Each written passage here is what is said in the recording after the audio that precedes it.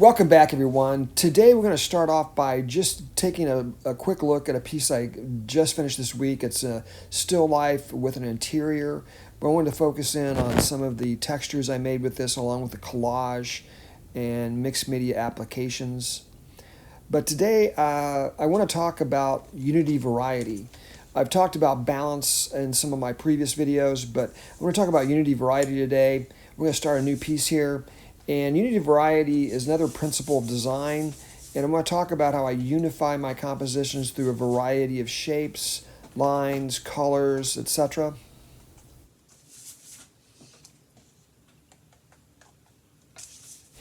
And here I am just getting some shapes down with acrylic paint, and you can see the little containers I work with, and I try to mix up a variety of colors in these containers. Now I'm going to bring some water into it to spray and get some of that to bleed out just a little bit.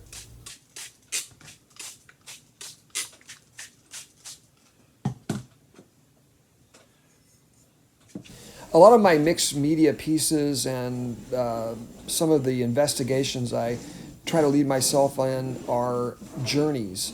And it's kind of a metaphor for actually making the piece. I'm taking a journey with color, line, shape, pattern, texture, etc.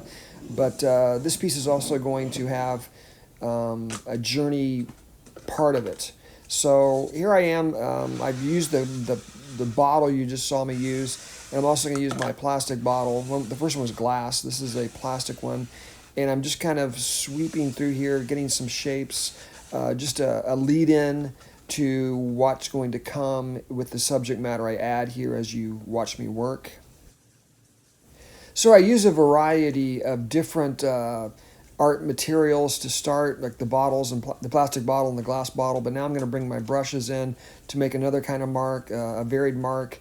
And I often use several different widths and sizes of brushes, and that generally helps me build up the textures, build up the surface as I get ready to investigate what I'm going to exactly put in here. I haven't decided yet, and if you've seen a lot of my videos, I don't really know where I'm at right now. I'm just going to bring down shapes, and a lot of times these shapes will lead to something as I look through it. It's almost like a Rorschach test in psychology, where I get the shapes going down, and it will lead me into past experiences, different things I've seen, and that gets a great lead-in for me personally.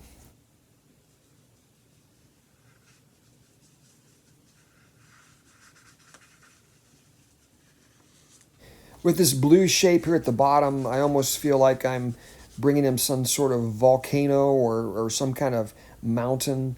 But I'm going to continue with that across the bottom. And now I'm just going to bring a brush and bring in maybe a circular shape. And I'm balancing the page, but I'm also aware of what kind of variety I'm bringing to it. What kind of composition can I come up with that will bring this into some kind of whole.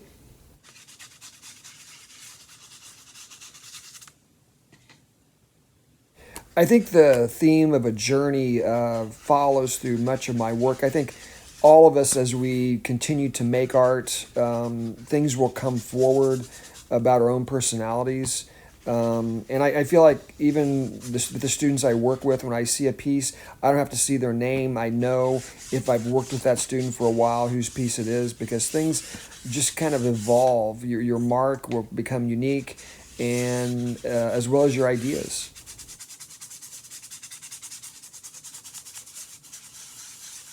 Okay, I've stuck pretty much to the acrylic paint so far, but now I'm going to switch it up and start something else.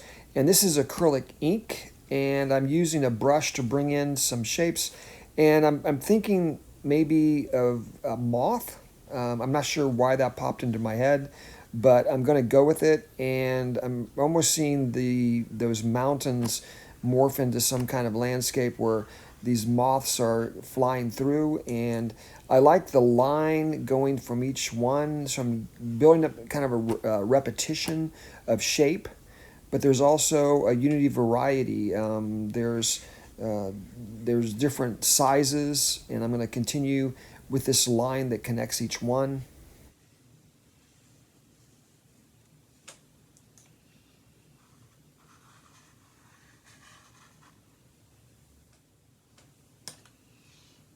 And I'm just going to continue repeating some of this.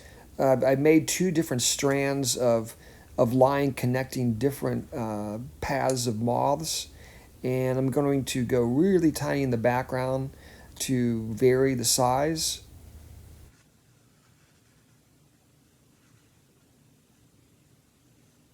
On my daily walks outside, I often look at nature and I pick up things along the way. I'll see things in trees, I'll see things on the ground, and some of those kind of come back through me through making the art. Okay, with my spray bottle, I want to kind of mix things up a bit, maybe have some disintegration, some clear line, but also some thin lines, thick lines. And a lot of times I go back in and adjust, go around some of the things I've already done. And right now I'm going to switch it here just a little bit more with a bigger brush, and I'm bringing in some tree lines here back in the back.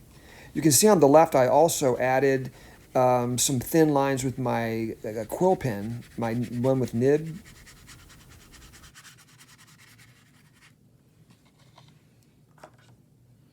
I'm also going to let this green bleed out into the blue. I really like that that tone that is attained by using those two colors. Okay, here's some other abstractions. I'm going to break away here just for a second. These are some other pieces I've worked on this past year, and I just wanted to show you some of the unity variety in these pieces of color, tone, texture, pattern, shape, and the mark making. And I'm constantly working probably on at least 5 paintings at a time.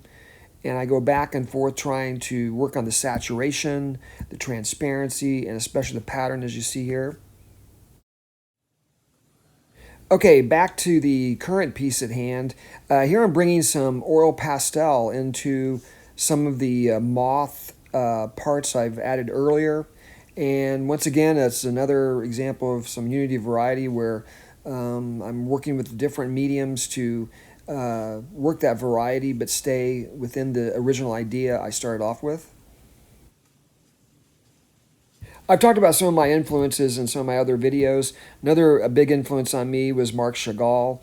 I love his dreamlike quality, and a lot of the late 19th century, early 20th century artists definitely run through my veins, and we can't help but be influenced by the people we look at. Here's a close-up of the oil pastel figures I'm putting in, and you can see how abstract they look up close, and as we pull back, you'll see it kind of melt into the background that I've already started.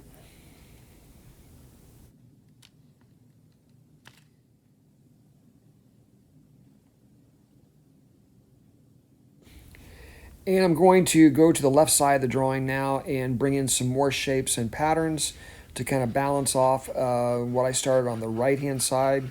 So balance is always a part. I've talked so much about this in my other videos. And here's a water-soluble pastel I'm putting in now to lighten up some of the dark shapes I added earlier.